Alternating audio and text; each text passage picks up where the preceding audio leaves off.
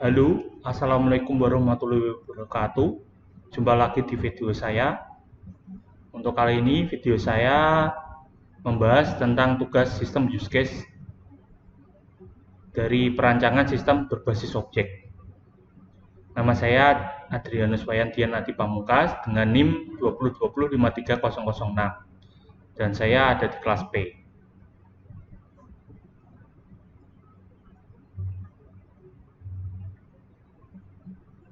Diagram bisnis use case pengadaan barang.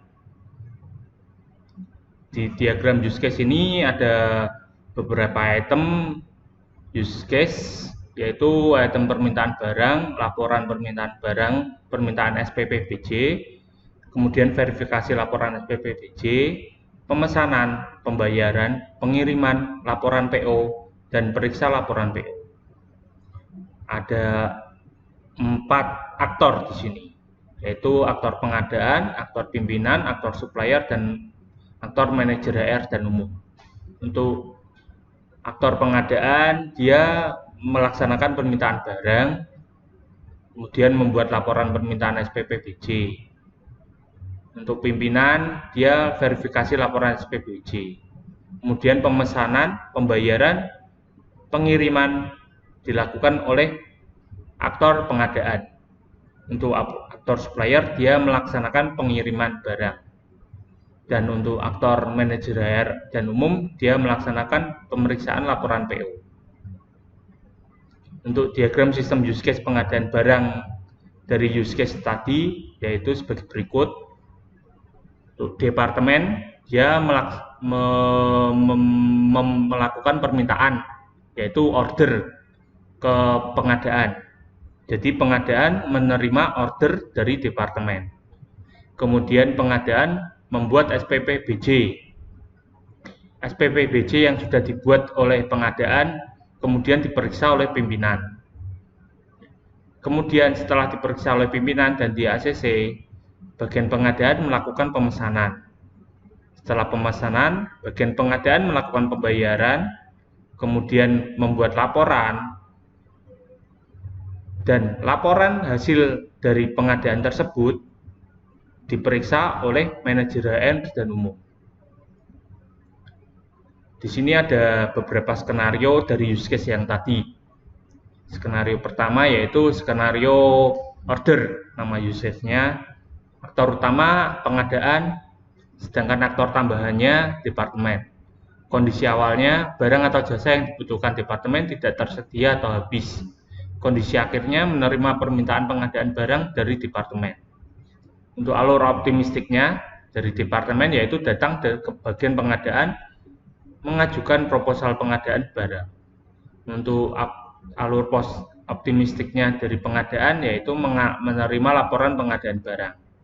Untuk alur pesimistiknya departemen, untuk departemen, pegawai pengadaan tidak ada di tempat. Proposal tidak bisa langsung diproses karena banyak proposal departemen lain yang sedang diurus dahulu. Untuk bagian pengadaan ditolak karena kelengkapan untuk proposal masih kurang. Selanjutnya untuk use case buat SPP BJ, aktor utamanya pengadaan. Kondisi awal yaitu proposal pengadaan barang atau jasa dari departemen. Kondisi akhirnya mengirimkan SPP BJ ke pimpinan. Alur optimistiknya yaitu mengolah proposal yang telah diajukan departemen dengan cepat, kemudian menghubungi supplier untuk ketersediaan barang atau jasa. Alur pesimistiknya yaitu banyaknya proposal yang masuk secara bersamaan menyebabkan terjadinya antrian pengolahan proposal menjadi SPP BJ. Kedua, supplier mengkonfirmasi bahwa stok barang yang dibutuhkan mengalami kendala. Ketiga, pegawai pengadaan banyak yang cuti sehingga terjadi kelambanan dalam penanganan proposal.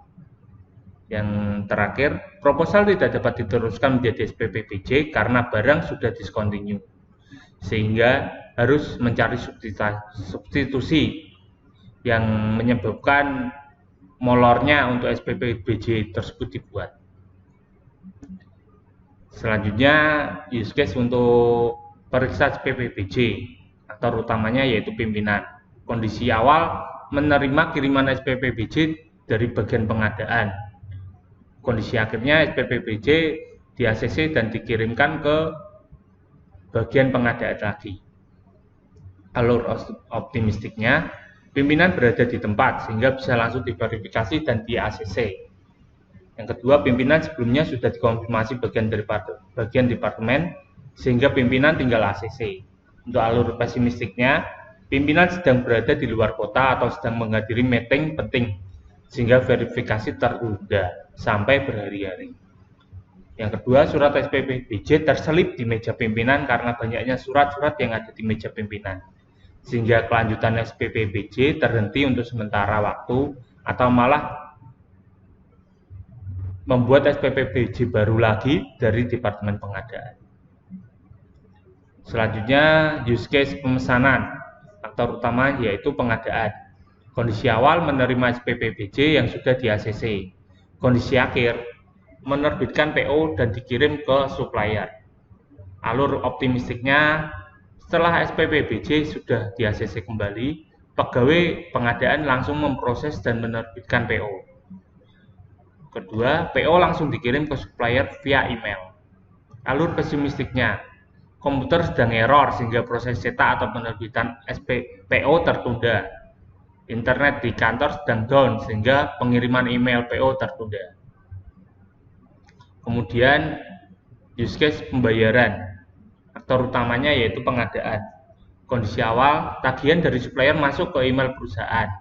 Kondisi akhir, kwitansi pembayaran dari supplier diterima bagian pengadaan. Alur optimistiknya, tagihan masuk ke email perusahaan, bagian pengadaan verifikasi ke supplier, kemudian ditransfer ke rekening supplier. Kedua, bukti kwitansi pembayaran diterima dari supplier. Alur pesimistiknya, jaringan transfer perbankan sedang error sehingga kwitansi pembayaran dari supplier tertunda. Kedua, jam operasional perbankan terbatas sehingga bila pembayaran saat weekend, kwitansi baru terbit dari Senin. Kemudian use case buat laporan. Faktor utama yaitu pengadaan. Kondisi awal, laporan pengeluaran untuk PO terkait belum dibuat karena PO baru dikirim ke supplier. Kondisi akhir, laporan pengeluaran untuk PO terkait sudah selesai dibuat dan siap dikirim ke bagian manajer HR dan umum untuk close PO. Alur optimistiknya, setelah pengadaan barang sudah selesai, bagian pengadaan membuat laporan pengadaan barang yang meliputi proposal, SPPBJ, PO, pembayaran, dan bukti-bukti pembayarannya, plus PO dan bukti pembayaran penerimaan barang dan kesesuaian barangnya.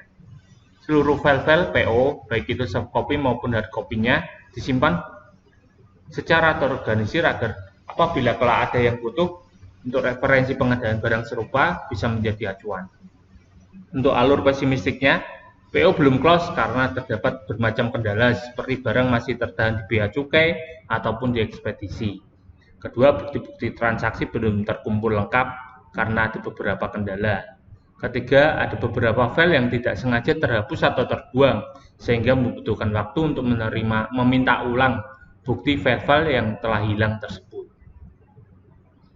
Kemudian untuk use case terakhir, periksa laporan, terutama manajer HR dan umum.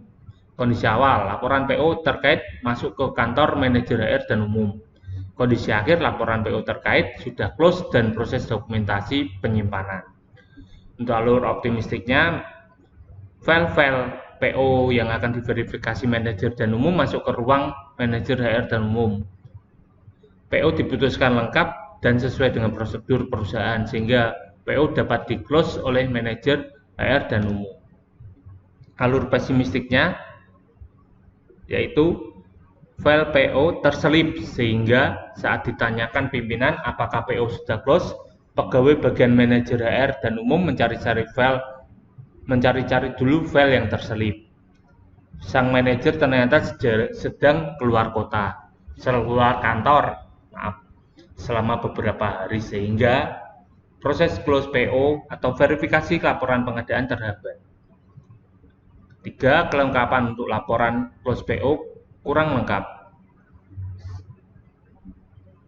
sehingga masih dibutuhkan waktu untuk bagian pengadaan untuk melengkapi laporan close PO. Demikian untuk pemaparan dari tugas saya. Terima kasih. Sampai jumpa kembali di kesempatan lain. Wassalamualaikum warahmatullahi wabarakatuh.